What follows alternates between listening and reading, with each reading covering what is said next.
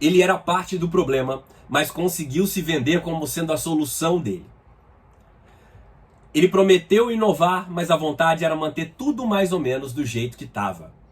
Boa parte do Brasil acreditou que ele traria dias melhores, mas ele vai ser lembrado mesmo como o presidente da guerra, da gripe e das greves.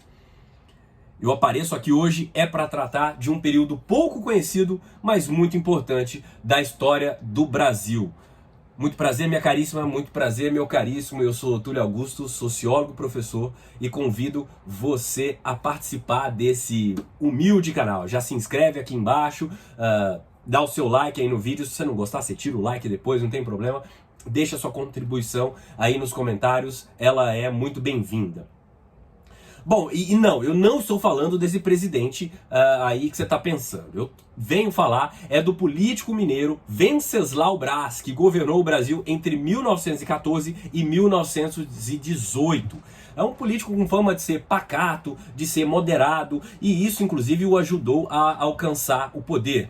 Isso porque o Brasil queria se desvencilhar daquele período muito turbulento que foi o governo do Hermes da Fonseca. O Marechal Hermes da Fonseca foi um governo marcado por muita turbulência, por muitas revoltas, a Guerra do Contestado, a Revolta da Chibata, disputas diversas no Nordeste do país, e o Brasil queria um pouco de estabilidade. Aliás, estabilidade e previsibilidade era algo fundamental para a Primeira República, porque já se sabia de antemão quem seriam os presidentes eleitos, porque as eleições eram muitíssimo fraudadas.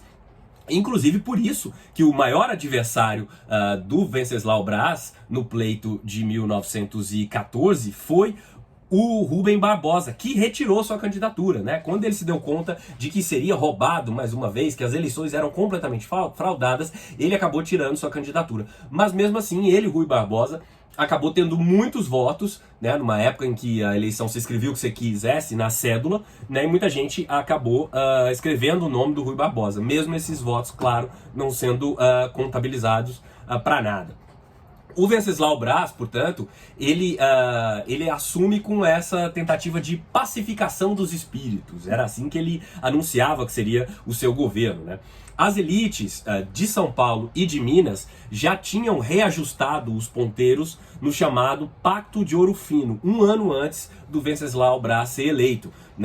Ouro Fino é o nome da cidade de Minas, onde eles se encontraram para reafirmar aí essa aliança da chamada República do Café com Leite, que é o nome que a gente dá àquele revezamento entre paulistas e mineiros à frente da presidência da República, na República Velha. Esse arranjo teve algumas fraturas aí ao longo da sua existência, mas no geral funcionou bem. E o Venceslau Braz era visto como o cara que vai voltar novamente a permitir esse revezamento entre o Partido Republicano Mineiro e o Partido Republicano Paulista. Ele teve de cara que lidar com muitíssimos problemas. É o chamado governo aí dos 3 Gs, a guerra, a gripe e a greve. 3 grandes problemas que vitimaram o governo do Venceslau Braz. Em geral, ele teve que, inclusive, lidar com a Guerra do Contestado, que estava rolando desde 1912, um conflito sangrento que matou muita gente, cerca de 20 mil pessoas, que é muito, sobretudo para a época, para a população da época, ali nas divisas entre Paraná e Santa Catarina. Esse governo, essa guerra foi meio finalizada ali em janeiro de 1916, com o estabelecimento das fronteiras entre esses 2 estados, e havia sido muito mal conduzida no governo do Hermes da Fonseca. Aliás, eu comecei o vídeo falando que o Venceslau Braz, que é o 9º presidente brasileiro, era parte do problema, porque ele foi o vice do Hermes da Fonseca, Embora ele tenha conseguido se manter um meio distante do governo do Hermes da Fonseca, ele tinha sido vice-presidente na gestão anterior, que foi uma gestão que fracassou em muitas coisas, Ele, inclusive, tinha uma outra relação muito grande com o próximo presidente, que foi o Delfim Moreira, que foi o 10º presidente brasileiro. Ele era primo direto do Delfim Moreira, ou seja, ele era vice do antecessor e primo do seu sucessor, E o governo do Venceslau Braz, ele teve que lidar também com uma questão fundamental que foi a Primeira Guerra Mundial. O Brasil acreditou que ia se manter neutro no conflito, mas até que entre abril e junho de 1917, 4 navios brasileiros foram afundados por embarcações, por submarinos alemães, né? E então a tentativa de neutralidade do Brasil era uma posição que não era aceitável mais. O Brasil acaba se engajando na Primeira Guerra. O Rui Barbosa, aliás, saúda bastante o ingresso do Brasil na Primeira Guerra, junto à França, à Inglaterra, né?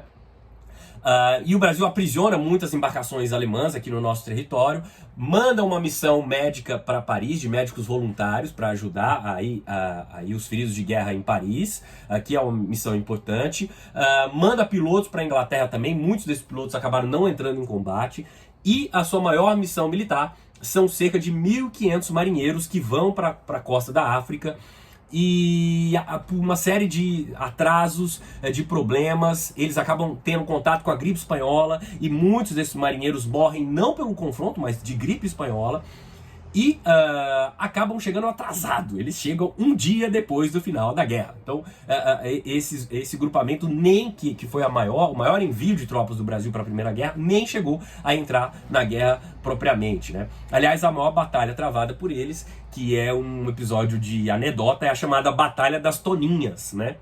Certa vez, no Oceano Atlântico, um marinheiro viu lá uma mancha escura no mar e pensou, é submarino alemão, vamos bombardear, vamos metralhar. E de repente o mar ficou ali coalhado de sangue, mas era sangue das toninhas, né? Um cardume de toninhas, que é meio que um primo de golfinho ali, que estava em volta do navio. E a Batalha das Toninhas foi talvez a maior batalha que o Brasil travou na Primeira Guerra Mundial. Bom, mas enfim, entre histórias trágicas e risíveis, o fato é que a Primeira Guerra causou muito problema para o Brasil, né? A suspensão das importações do café fez faltar muita grana aqui para o Brasil e fez que fosse interrompido também o fluxo de comércio, né? Então começou a faltar muitos produtos aqui no Brasil. Por isso, começa a ser, no governo do Venceslau Braz, acontecer um pequeno surto industrializante, né? O Brasil começa a incentivar muito as produções industriais na tentativa de substituir aquelas importações que por razão da guerra, não podiam mais se realizar, né? Tudo isso começa a criar uma certa classe operária, né, que vai se somando, começa a fortalecer essas classes operárias e que vinha já se somando aos grandes contingentes de espanhóis e de italianos que chegavam ao Brasil, muitos deles fugindo da guerra, e já trazendo na bagagem ideias comunistas, ideias anarquistas, que vêm se somar a esse esforço dos trabalhadores brasileiros de reivindicar por melhores condições de trabalho. Nós estamos falando de um período em que os trabalhadores brasileiros viviam em condições tétricas, né? As jornadas de trabalho passavam de 16, 17, 18 horas por dia, ganhava-se muitíssimo mal, sem nenhum direito a descanso remunerado, né? E você tinha mulheres ali em condições muito degradantes, trabalhando, crianças de 7, 8 anos já no chão de fábrica, tudo isso para tentar complementar a renda das famílias, que ganhavam muito mal. Isso somado ainda à chamada carestia, né, que é a inflação dos bens, dos alimentos e a escassez de produtos no mercado em razão da guerra, faz aí surgir as grandes greves de 1917, né, que foi um outro dos Gs aí que o governo do Venceslau Braz tem que lidar, né? Essas greves param o Rio, param São Paulo. Depois de muita repressão, os trabalhadores acabam conseguindo, não exatamente o que desejavam, mas acabam conseguindo, na média, aí, cerca de 10% de aumento nos seus salários e um pouco de melhoria nas suas condições de trabalho, que eram, repito, terríveis naquele tempo, né? O terceiro dos Gs é, claro, a gripe espanhola, que vai dizimar boa parte da população brasileira também nesse período. Eu falo um pouco da gripe espanhola num outro vídeo aqui, te convido para assistir.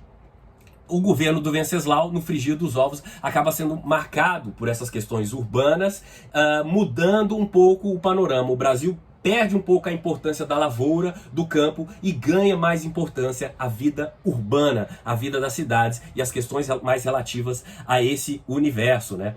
O governo dele é tão marcado pela Segunda Guerra Mundial que ele deixa o poder cerca de 4 dias depois que a Primeira Guerra Mundial chega ao fim. Ele acaba não tendo mais participações importantes na política, embora tenha sido o presidente mais longevo até hoje da história do Brasil. Morreu na década de 60 com cerca de 97, 98 anos por aí. Ou seja, é uma história que dá muito pano para manga ainda. Se você gostou desse vídeo, se inscreve aqui no canal, dá um like aqui pra gente, apareça aqui outras vezes. Abraço e até a próxima.